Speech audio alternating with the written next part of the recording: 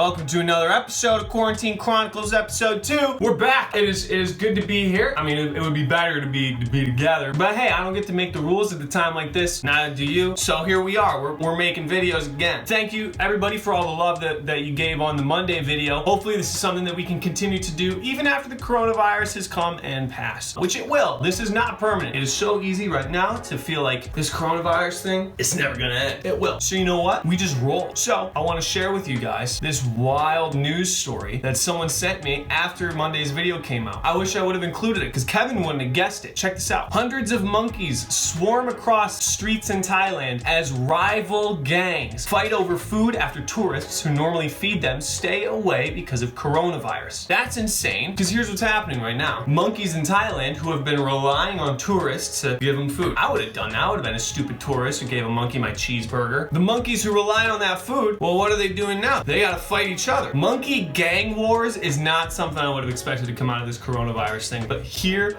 we are. It is crazy. We're just living in weird times. But weird times call for bad jokes. Let's hear it. Have you ever tried to eat a clock? Well, be patient, because it's very time consuming.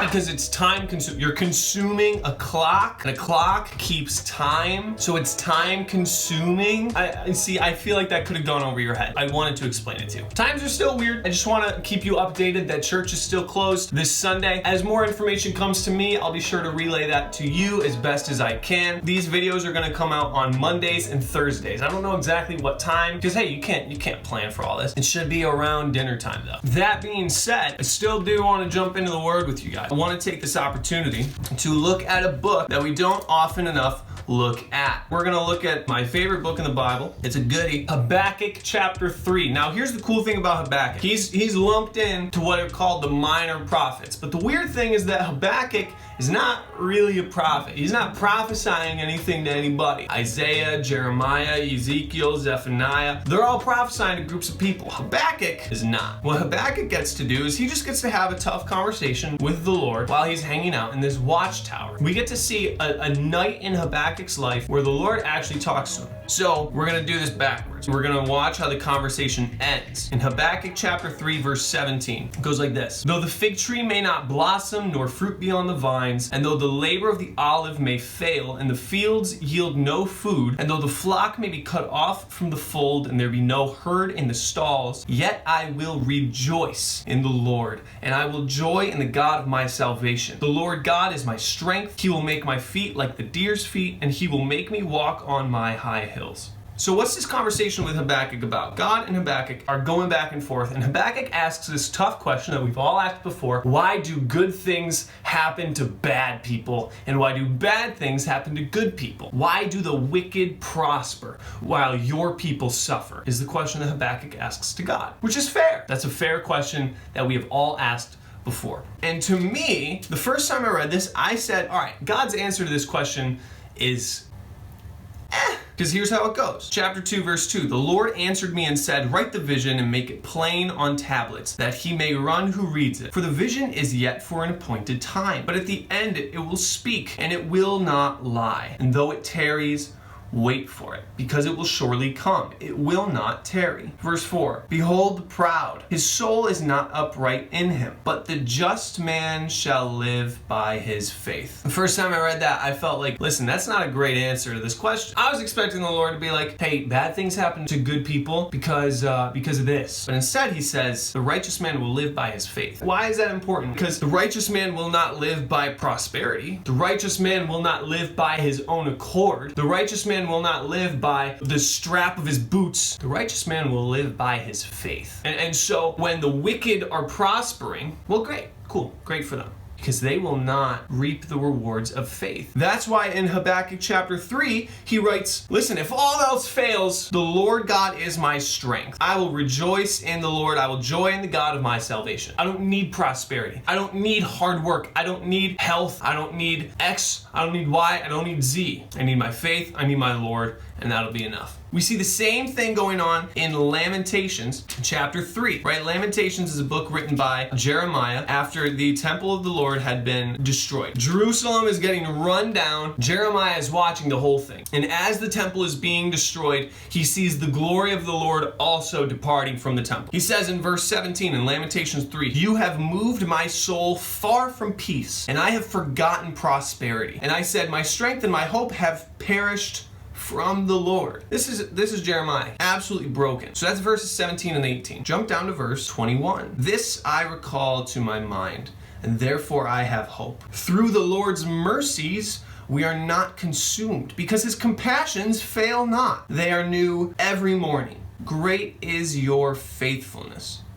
The Lord is my portion, says my soul, and therefore I hope in him. The Lord is good to those who wait for him, to the soul who seeks him. It is good that one should hope and wait quietly for the salvation of the Lord." When all else fails, we have hope. The Lord's mercies are still valid. His compassions are still valid. His faithfulness is still valid. When everything else seems like it's in question, these things are not. And that is an awesome hope for us to have. And so it's my hope that we wouldn't forget that in this confusing time, in this weird time where it seems like everything is in question. We aren't meeting for church this Sunday. I don't know if we're meeting the next one, but it's in question. So many things are fluctuating around us, but there are some things that don't. His mercies, his compassions, his faithfulness, it is new every morning. The Lord is good to those who wait for him. It's an encouragement that I think we need now. It's an encouragement that I think is evergreen in the way that we are comforted, whether it be in something as weird and drastic as the coronavirus epidemic of 2020, or if it's, I got a big test tomorrow. His faithfulness is always valid. His compassion, his mercy, his goodness is never in question. And in times where it seems like everything is in question, we hold on to this. We will rest in the peace that we get from the Lord of our salvation. So I pray that you just be encouraged. It's going to be a wild season for us, but we cling to what stays, that which does not change, the compassion and mercies that do not change. We hold on to those. Because if I can't hold on to that, well, what can I really hold on to? You know what I mean? I can hold on to some coupons for Wegmans, but I can't even go to Wegmans because so many people are trying to buy toilet paper. I don't even understand the toilet paper thing. Why toilet paper? Who's stopping you from getting toothpaste? I gotta get more soap for my shower. I gotta get more shampoo. I gotta keep the dandruff out of here. Why toilet paper? If you need toilet paper, if you are in a situation where you need toilet paper, by the way, super secret, shoot an email to our church.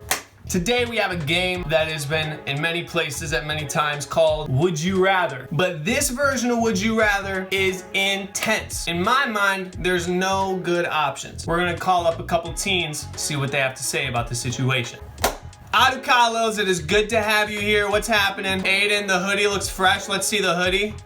Yo, oh, the hoodie looks fresh. I have the most intense game of Would You Rather ever. Are you ready? All right, back. Yes. Hit me. Number one, would you rather chop off one finger for $1 million or 5 fingers for $10 million? One finger. I'm trying to play my violin. One finger all around. It's like money, or is it like joy through music? Do I get to choose what finger I lose? Yes, you get to choose which fingers you lose. I think I'm gonna go with the one for 1 million. I would do one. One finger for $1 million. Why? I value just having my finger, and $1 million can go a long way, okay?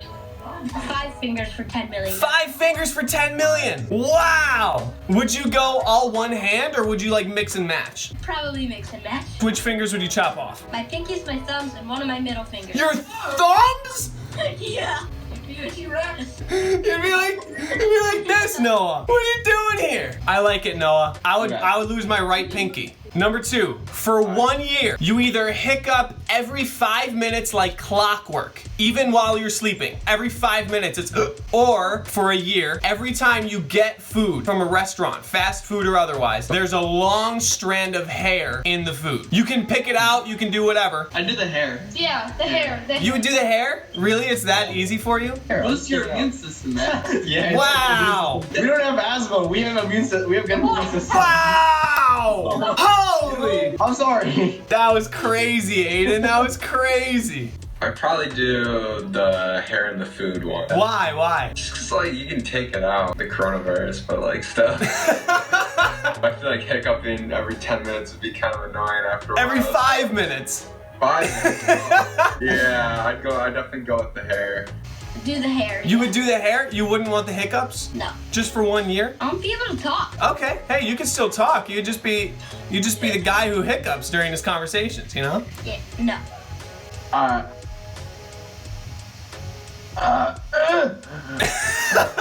This is gonna sound really gross, but I'll take the strand of You hair. take the hair. I don't want to be hiccuping when I'm sleeping, bro. That hurts. Maybe I'm able to complain to the restaurant owners, get a free meal here or there. You know, so at least something good can come of it. That's like, true. imagine me in like teen service. That's true. That's a great point. Question number 3. For 10 years, how old are you right now? 12. So until you're 22, would you rather every time you use an app or a website, you need to go through the process of recovering your password? Every single time you log into your Gmail, whatever it is, you have to say, I forgot my password, recover my password, send me the email, go through the process for 10 years, or you can't get a haircut for 10 years. The password one. You wouldn't want to grow out the hair? Dude, it's definitely haircut. There's no way no one would want to recover their password for 10 years. Steve, thank you. I think it's really valid. You would take the password. Yes. What if it was 5 years? I don't know. I go first one. Okay, you're talking every day for 10 years. Aiden, you're talking until you're 27. You're changing your password every day. Do you think that he would look good in hair? I would. Probably, I wouldn't want to go hair like down to here. Come on, dude, you can pull it off. With the mullet though? Bring the man bun back. I don't know about that. I don't know. That's crazy. No. Which one do you pick? That's a tough one. Wait, how long for the hair? 10 years. You'll be 28 by the time you get a haircut. I think I'd have to go with the password one. I don't know how that would look. You go really. straight caveman. Yeah, I'd definitely go with the password one. Bro, I know I don't got a lot up here, but your boy needs his haircut. Take the passwords, man. For 10 years, I'll live with it. What if it was 5 years? Still. All right, last one. You ready? For the rest of your life. Option 1, your shower never gets warm enough. You're always taking just like too cold of a shower. You can't do anything about it. Or you lose 10 inches off of your current height. No way. I'd definitely do the shower. You definitely do the shower? Yeah, not even thinking about it. You're just gonna get used to cold showers forever? Join the military.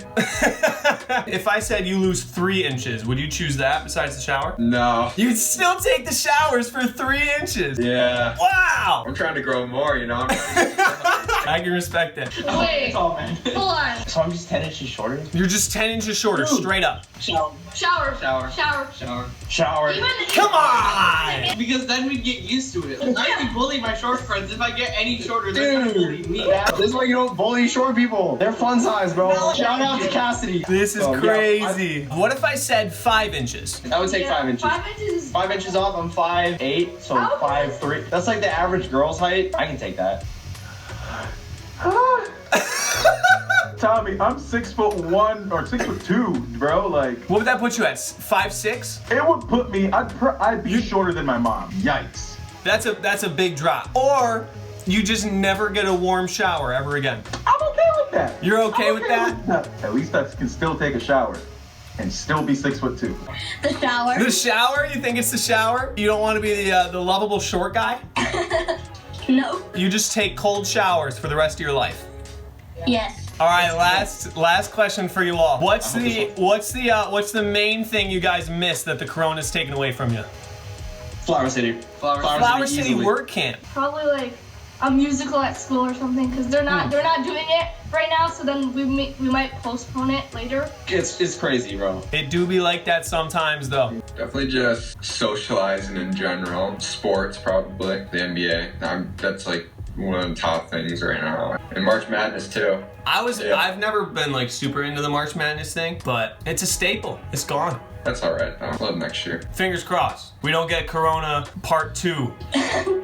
Maybe church. Maybe. Watching like hockey or basketball. You're a hockey guy. What's your favorite hockey team? I like all of them. Oh, he likes all of them, Steve. He likes all of them. What a peaceful little dude you are. Who do you think would have won the Stanley Cup? That says Sabres. Well, you know what? Like, hey, if they don't have a Stanley Cup, then at least the Sabres didn't lose it. You know? Nobody won. So we're all the same here. The Popeye's chicken sandwich. The I can't go out and Popeyes. get that right now. Wow, the Popeyes chicken sandwich. Controversial. You think it's that much better than Chick-fil-A? What can I say? Yes. Yes. Wow! That's crazy. Thank you to the Adicalos, to Jordan, to Noah Ekstrom, and to Raheem for playing the game. Thanks to you for watching the video. And until Monday, I guess I'll just have to see you later. Stay healthy, stay clean, and take care.